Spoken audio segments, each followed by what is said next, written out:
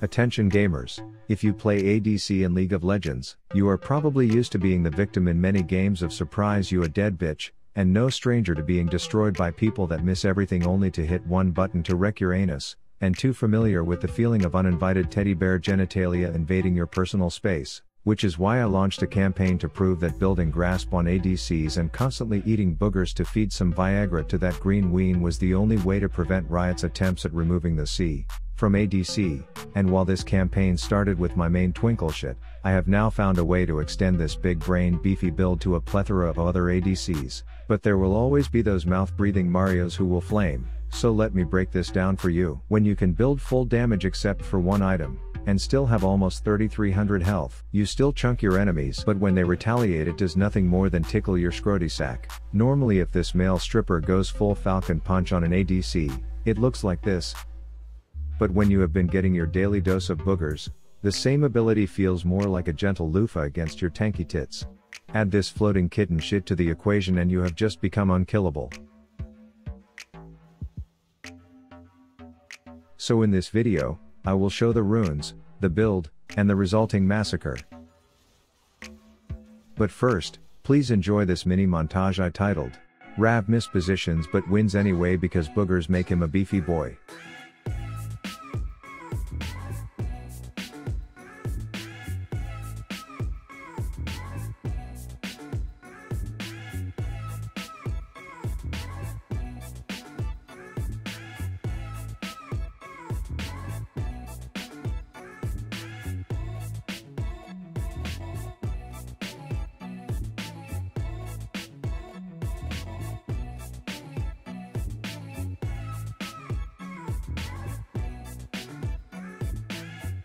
Now please flash and ignite the shit out of that like button and subscribe if you haven't to the fastest growing League community on this platform, and let's get into some tank ADC gameplay. Okay, here's the rundown on the runes.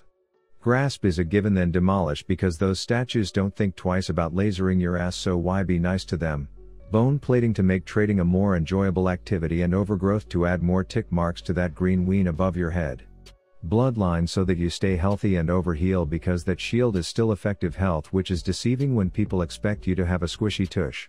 Lastly, if you don't build these items then you aren't allowed to put a flaming bag of horse shit in my comments saying this doesn't work because PD gives you a lifeline and Bloodthirster keeps your overheal shield up at all times. The game starts off with me and Hot Hands executing the map awareness of a barn door when we fail to see the roided up male stripper coming in to spin his meat all over us, but Brand does a nice job of lighting his assless chaps on fire and distracting him until I can deploy a bear trap under the frat boy and take him down. Then I tickle Tiny Einstein a bit before killing the Ninja Turtle and practicing my social distancing by shooting a Q more than 6 feet away from any feasible enemy as me and the scary haybag slay the walking brain. The burn victim is scanning for Wi-Fi networks when we find one that's not password protected called Heimer's Hype House, so I connect and upload a big metal dick pic before firing an ace in his a-hole for the kill. Ari sends me a Valentine but I politely decline with a bear trap as Fiddle goes full swirling sewage and she combusts. The Ninja Turtle tries to draw an X but we pull the power cord before he can finish, and then we have an intervention with the male stripper about his despicable outfit choice. I send a message to this crab to stay the hell away from me, and then I start running bot as the dead dock worker launches himself into the danger zone and plays a quick game of leapfrog with Flaming Freddy before trying to stealth as I cha-cha slide and shit on him, which sends Tiny Einstein running with a full diaper. But I am not done with this hobbling bottle of hair dye as I methodically slap a few autos to open up his tiny a-hole so that it'll welcome the flaming ace that I fire into it. I get surprise Valentine to need a whole combo before Pike does a javelin toss and then crop dusts me with a stinky stun, allowing the fox to yo-yo her snow globe at me as I take down the turtle and get slightly mesmerized by the fox's tits until she steps on my trap and I pick a super fat booger out of her nose before pulling off the 1v2. I notice that the chick who has been sending me Valentines all game is now letting someone else tap her ass, so I get fed up and jam my fists against my keyboard to very carefully aim a long-range snipe on the unfaithful fox.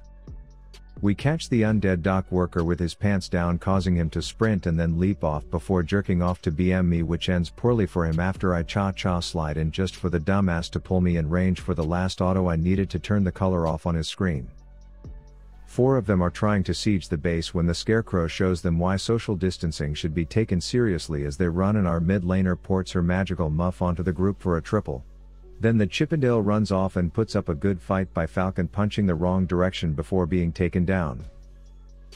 Puff the Magic Dragon takes a hit of cocaine and runs in to jab the Fox a few times before the synchronized jumping practice begins, and then the Raging Stripper starts chasing me only to charge up a pussy punch before stepping on a bear trap and eating a fat pellet. Then the Ninja Turtle busts his nut prematurely and dies as a result before I get in a slap fest to finish off the pretty boy. Baby Einstein seems to be all alone in a bad neighborhood, so I fire an ultimate to port him back to the safety of his own base. Then we see the scurvy shitbag overextended, so I run up to see if Jack Sparrow will give me an autograph before he gets trampolined and murdered. Then the fugly fox tries to give me an STD, which has zero effect on my health as I order legendary Lisa to take the spirit rushing slut down. I am just chilling with the positional awareness of a French fry, which results in me sitting in a stun and then getting aerial banged, but this British bitch is beefy, so I survive the multiple waves of titty twisters and fulfill my duties as the team tank that fight. Jack Sparrow takes down Purple Charizard and thinks he can fight any tank now, but I promptly sit on my right click button as he fails to do any damage to me before dying. Tiny Einstein and Scurvy Steve are trying their best to fend off our hooded midget employees when I decide to blatantly ignore the statue and its little laser to play a game of piss on the pirate. The harpoon hobo tries to crop dust me, but I cha-cha slide right out of that stank smoke and then leapfrog over his now resurrecting rectum as Failtails comes dashing in just to trophy herself, so I put a bear trap under that booty and then the two of them sync up for a cute death duet. I am now overextended past the base turrets, and these inbreds still don't realize that unlike most ADCs that get one shot from the gentlest of queefs, I am a beefed up bombshell as I trap the golden pirate and then steal some of his buried treasure while tanking all kinds of random spells and turret hits. I accept the Fox's Valentine out of sympathy this time and then get dragon egged and harassed until they realize I'm not going down. Then a harpoon pokes out to say hi and a flash crop dust stuns me before the turtle prematurely nuts at the sight of me in this mini skirt, and then the cotton-headed Ninny Muggins paints himself gold before dying in his own fountain. The abuse finally ends for them with a commanding victory for us, and the power of grasp prevails on Caitlyn. So let's hop into a second game on another ADC to see if picking boogers remains an effective strategy. The second game starts off with Jin's fourth shot putting his entire brain on cooldown as my kitty and her floating book ironically ignite the arson addict, sending him running, so I do a quick switcheroo, then flash in and go long range Rocket Man for first blood. Another skirmish breaks out at level 2, and since I was offered a sponsorship to have my picture put in the dictionary next to the word overextend, I do my best pose and smile for the camera. But it's okay because my kitty ended up using Brand as her litter box and then having a minor seizure as a celebration. Fiddlesticks is personally trying to hand out invitations to his birthday party, so I run up to see if I made the list.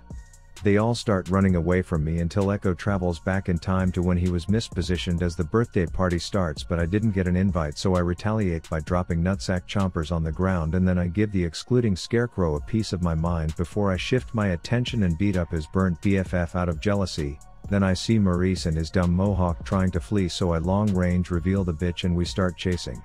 This game of cops and robbers goes on for quite a bit until one more beam buys a tombstone for the time traveler. The hobbling sack of hay is chasing me down trying to stick his colorful pinwheel up my albino asshole, but I put on a brave face and scare him off. Then the idiot that's been counting out loud all game heals the two of them, giving him the confidence to rainbow suck me, but my kitty keeps me healthy and channels some gold beams to put them to sleep as I let the duo die in each other's pathetic pixie stick channeling arms.